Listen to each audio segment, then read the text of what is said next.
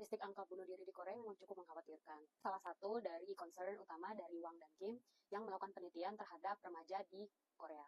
Kita lalu menggunakan data dari Korean Youth Risk Behavior Survey di tahun 2022 yang terkumpul terdiri dari anak remaja usia 12-18 tahun dan tersebar di 17 provinsi di Korea. Total ada 38 ribuan partisipan yang ikut di dalam survei ini. Penelitiannya menunjukkan bahwa remaja yang cenderung kurang tidur dari 5 jam, lalu pola makan yang tidak sehat, minum alkohol yang berlebihan, cenderung memiliki kemungkinan untuk memikirkan bunuh diri lebih tinggi. Kemungkinan untuk memikirkan bunuh diri ini juga jauh lebih tinggi kepada orang dengan BMI yang lebih tinggi dari rata-rata, dan sekaligus mereka juga merokok.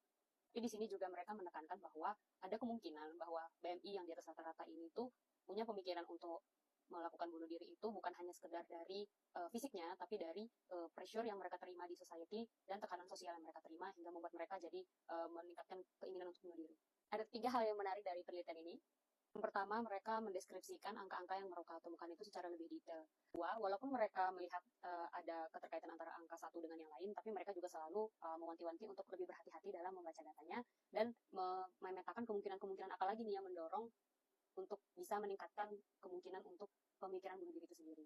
Mereka juga bilang bahwa smoking itu yang membuat agak lebih cenderung tinggi itu adalah karena efeknya yang berkaitan nanti dengan mood dan impulsivitasnya dari orang tersebut. Perlu diingat juga ya, yang pertama penelitian ini survei, jadi bukan untuk mengeneralisasi tapi untuk melihat bahwa ada loh fenomena ini dan memetakan masalah-masalah apa lagi nih yang jadi kemungkinan. Terus yang kedua, karena penelitiannya fokus dengan BMI dan lifestyle choices tadi, dia tidak mengcover bagaimana hubungan sosial dari orangnya. Karena biasanya hubungan sosial ini adalah salah satu faktor dominan kenapa orang memutuskan untuk bunuh diri. Jadi muncul beberapa pertanyaan. Pertama kan tadi range-nya adolescent ya, tapi kenapa mereka bisa punya akses kepada rokok dan minuman beralkohol ya? Sama jadinya bertanya, ini sih jadi kayak pertanyaan mana duluan nih, ayam apa telur? Jadinya mana duluan nih, apakah dengan suicidal ideation ini atau karena lifestyle-nya duluan jadi memikirkan bunuh diri? Overall, aku suka dengan cara penelitinya menggunakan data, lalu kemudian nge-breakdown-nya ini sesuai dengan topik apa yang dia angkat. Karena dari data tersebut dia bisa menjelaskan secara spesifik kaitannya dengan topik yang dia angkat dan penjelasannya secara mendetail. Data ini juga mereka bisa membantu untuk suicide prevention program itu untuk bisa membaca berarti apa-apa aja nih hal lain yang mungkin bisa mereka pertimbangkan untuk mengembangkan program mereka.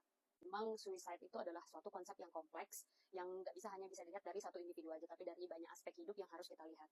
Karena ini topik yang cukup sensitif, ini tuh cuma membantu kita supaya lebih aware dan menggali lebih dalam lagi aja terkait topik ini supaya bisa menghindari dan membantu orang-orang sekitar kita. Juga ada banyak program yang sudah bersedia untuk membantu teman-teman yang sedang struggling dengan mental health. Intinya yuk kita saling bantu untuk jaga satu sama lain. Sekian dulu dari Bajur Bayu.